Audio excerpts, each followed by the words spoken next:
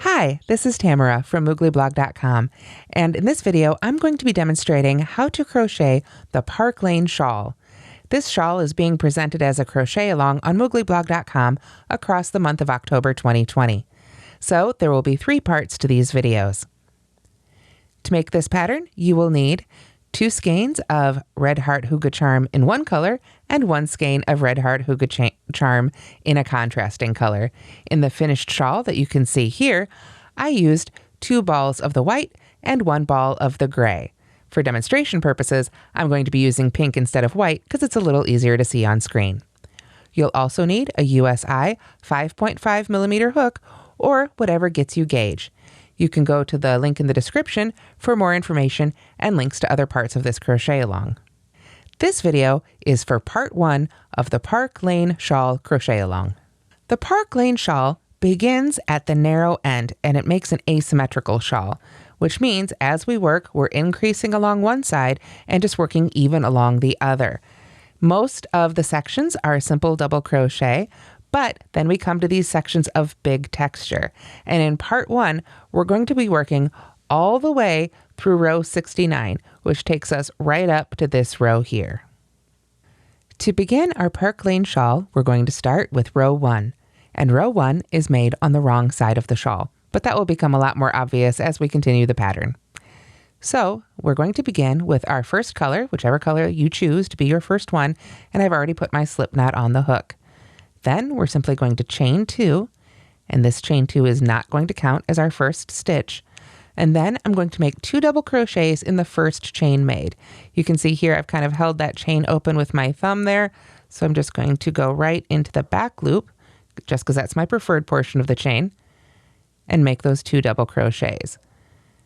So we'll work off our first one here. There's 1 double crochet, and then we go right into the same chain for our second double crochet. There we are. And that is it for row 1. We've got officially 2 stitches. After that, we turn and we come back for row 2.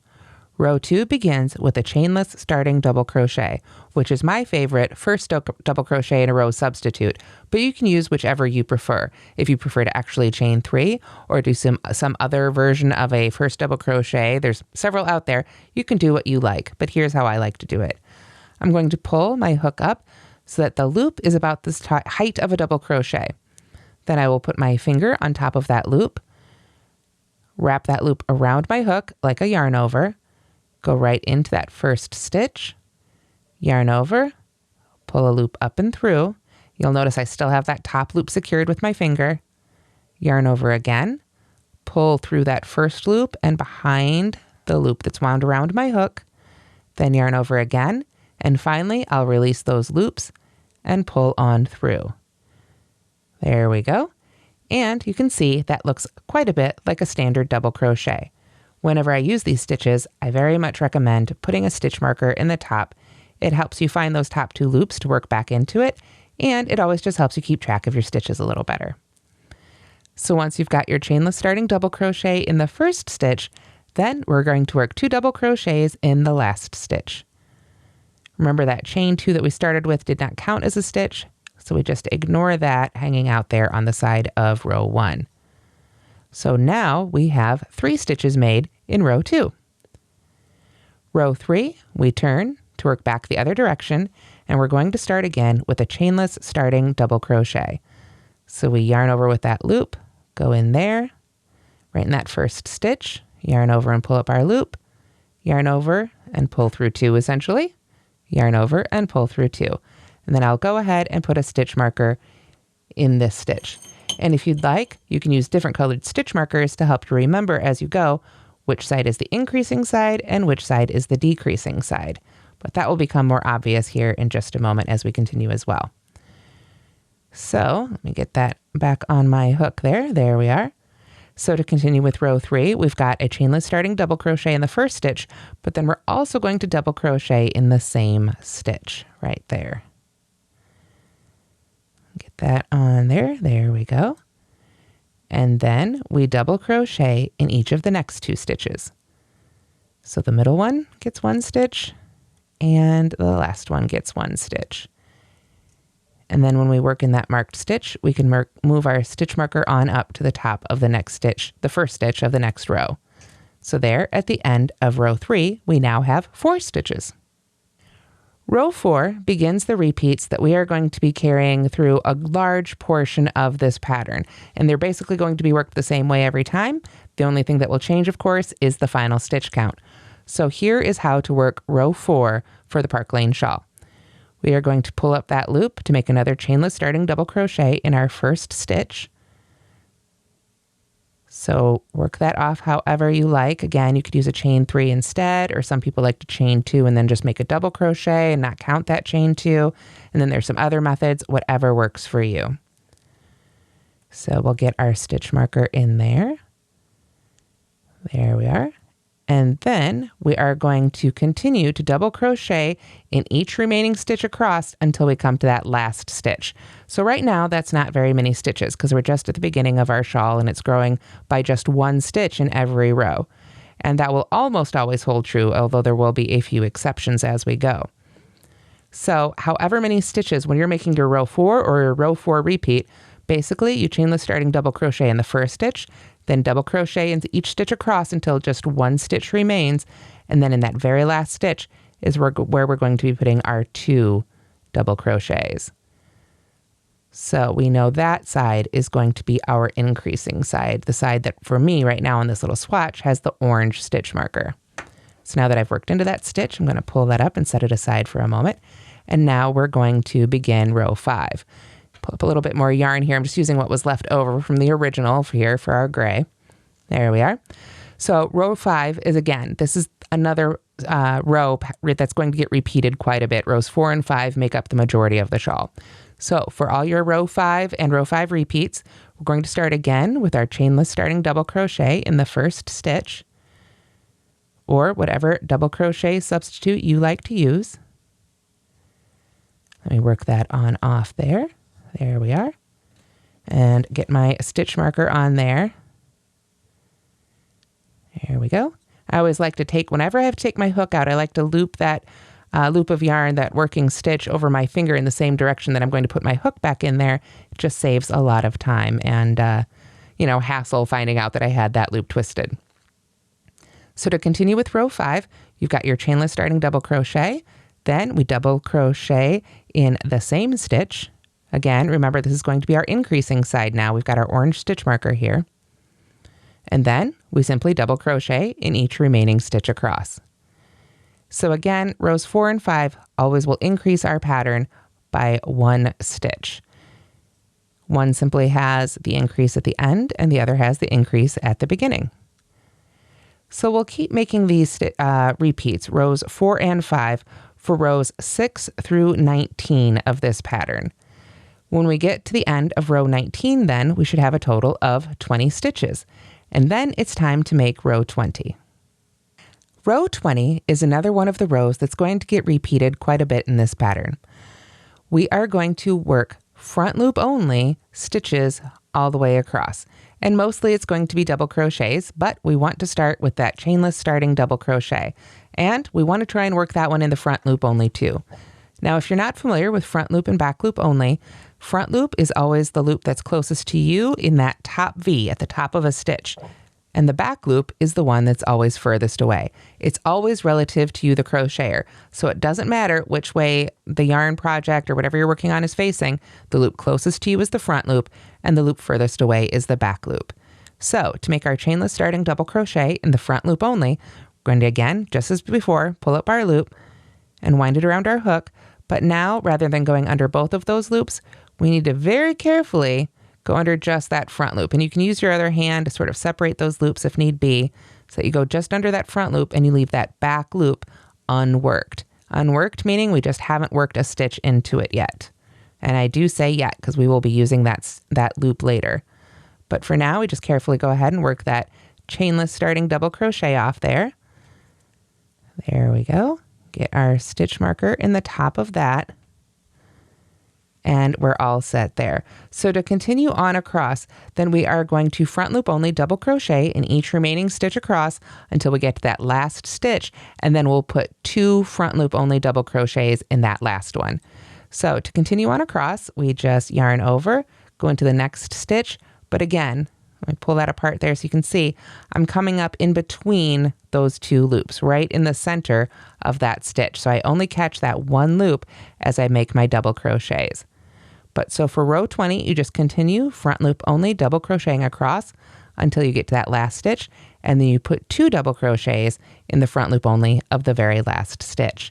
So when it's the first row 20 repeat, you'll have 21 stitches. After that, you'll just always be increasing another stitch from the previous stitch.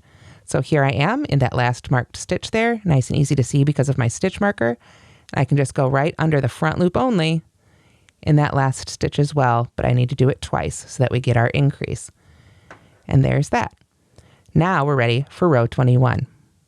Row 21 will always follow row 20, of course, but a row 21 repeat will always follow a row 20 repeat. So to begin, of course, we need to turn our work, and then this is one of those rows that's not going to increase our stitch count. Your row 21 and row 21 repeats will have the same number of stitches as row 20. What we're going to do is we're going to be single crocheting in the unused loops. They were the back loops when we were coming from the other side. Now that we've turned, they'd be those front loops, but the unused loops of the row below the previous row and into the tops, meaning both loops of the previous stitch. So let's go ahead and do that together. Now, one thing to keep in mind is we do have 2 more stitches in this row, or excuse me, 1 more stitch in this row than we had in this row. So that means we need to work into this first unused loop twice. So we simply, without chaining, we're going to come down here and put our hook right under that first unused loop right below there. And this is going to fold that previous row over so that it sticks out. That's what we want, so that's totally fine. After we've gone under that unused loop there, then we come right back under those top 2 loops of the last stitch of the previous row, that first stitch right there. Go under both of those loops, yarn over, pull through, and then simply finish your single crochet. So that's going to be the first stitch of row 21. So we'll go ahead and get our stitch marker right in there. Even though it's just a single crochet and not a fancy stitch, I just love having my stitch markers to always help keep me on track. After that, now remember, because we've got more stitches in this row than we did in this row, we need to use this loop twice. So we go under that same unused loop, but now we want to move to the next stitch of the previous row. Go under both of those loops, pull through, and make a single crochet. Now we have the same number of unused loops left here as we do stitches up here, so we can work even. Go to the next unused loop and the next stitch, yarn over, pull through, and finish your single crochet. So now we just work evenly all the way across. So at the end of row 21, you should have the same number of stitches as you had in row 20, but it's going to create a really great line of texture that really pops out on the front of our shawl. Remember, I mentioned that row 1 was going to be from the wrong side, so our odd numbered rows, like row 21 right now, are worked from the wrong side of our shawl. So that means all the texture is going to be popping out onto the right side, which is why I said it will be very easy as you go to know which one is the right side and which one is the wrong side, because you'll be able to see that's where all the texture is. If you suddenly find bobbles coming out on a different side of the shawl, that means you've probably missed or added a row somewhere. So there we are. We've gone through our last unused loop and our last stitch, and I finished that single crochet right there. And I can go ahead and move that stitch marker now out of the way. So if I turn this over, you can see, hopefully here, it's a little more obvious after a few more rows are worked, but you can see that creates a really great squishy ridge of crocheted fabric right there that really pops out for some great texture. Now, color changes are going to vary throughout this pattern, so you'll need to follow the written pattern closely to see exactly where the color changes for each section come in. In the original row 22 is where we switched to color B, so we actually end up switching colors at the end of row 21. So what I need to do is just pull that last yarn over and pull through out of my stitch, and then if I can keep those loops on there, I can just stick my hook right back through that loop, and the loop that we pulled through to start our single crochet. But then to finish it, I will do that last yarn over and pull through with our contrasting color, like so. Then I will be all set to crochet with our color B for row 22. Now, as we continue this pattern, if you follow along with the written pattern, rows 22 and 23 are exactly the same as rows 20 and 21. So we're making another one of those great ridges right there. Then we switch back to our color A. So you don't want to break that yarn. You want to just kind of float it along the side here. Let me find it. It's hiding from me there. There we go. So you just float that along the side as you work your rows so that you can bring it up and you have it when you need it. So after row 23 in our color B yarn, then we finish that last stitch with color A and do rows 24 and 25 with color A, another repeat of rows 20 and 21. So that same set of rows again. Then finally for row 26, we make another repeat of row 4, which you've already seen. That takes us up to a total of 24 stitches. So the next row that is unique in this pattern is row 27, which is our bobble row, actually, where we start adding our bobbles. So I'm going to reset this yarn a little bit, and then we'll start on row 27 together. Row 27 is another odd numbered row, so that means, of course, we're working it from the wrong side of our shawl. And here's where we're going to make our bobbles. We start with a chain 1 and a single crochet in the very first stitch, like so. So I will go ahead and put my stitch marker right back in that first stitch of the row. And then I'm going to make a bobble in the same stitch. And bobbles come in all sorts of sizes. So for this pattern, it's a double crochet 4 together, all worked in the same stitch. So let's go ahead and do that together. We're going to yarn over and go right back in that first stitch, because right now that's the indicated stitch. Yarn over, pull up our loop, yarn over, and pull through 2 here. Get those worked off. There we are. Now we stop with 2 loops left on the hook and yarn over and do it again, right back into that same stitch. So that is our second start of a double crochet hanging out there with that last loop still on there. Then we yarn over again, do it another time, a third time. There we are. So after 3 of those, we now have 4 loops left on the hook. And then we do it one more time, our 4th time, all back into that same stitch. Stop before you finish that one. And now we've got 5 loops left on the hook. So we yarn over and pull through all 5 of those loops. And as I pull through, I like to use my thumb to really sort of push out on those stitches so that my bobble can start forming really nice and tightly. When we come back to work into this stitch, this loop right here is the loop that we'll be working into. So we can really pull this loop right on through our stitch here, like so. So you can see now it's all nice and tight there up at the top. So right after we make that bobble, then we want to single crochet in the next stitch. So we find that next stitch, and I'm going to fold my work towards me so that that bobble starts popping out on the right side, which is the side away from us right now, of our fabric. So we fold that towards us as we go into that next stitch for a single crochet and make a nice solid single crochet on there. Don't let these loops pull up and get leggy. You really want this to be just a nice, tight, small, not so tight you can't work into it, but a nice small single crochet, because that fold and that pulling down there is what makes the bobble push out on the right side of your fabric, which is the opposite side we're working from. So then to continue on across, we have our repeat. We bobble in the next stitch, single crochet in the next, and we just continue that all the way across. This is how you work all the row 27 repeats. At the end of some of those, you'll change color by finishing the last stitch with the different color or the next color, whatever the next color is. And for some of them, you won't. So again, you'll want to check with your instructions for that. But I'm going to make one more bobble here in the next stitch with you. So let's go ahead and yarn over and go in the next stitch. Start a double crochet, stop with 2 loops on the hook, yarn over and start a second double crochet. Stop with 3 loops left on the hook, yarn over, start a third double crochet, stop with 4 loops left on the hook, and finally start a fourth double crochet, stop with 5 loops left on the hook, yarn over, pull through all 5. And I find too, if you start getting caught like that, try and point your hook down into the stitch towards the bottom of the stitch. That helps a little bit like that. Then of course fold it over as you make that next single crochet. So just repeat those 2 stitches all the way across for row 27. Okay, so I have finished row 27, and I just want to go ahead and show you now we've got all these great bobbles popping out on the front of our fabric, the same side as that ridge.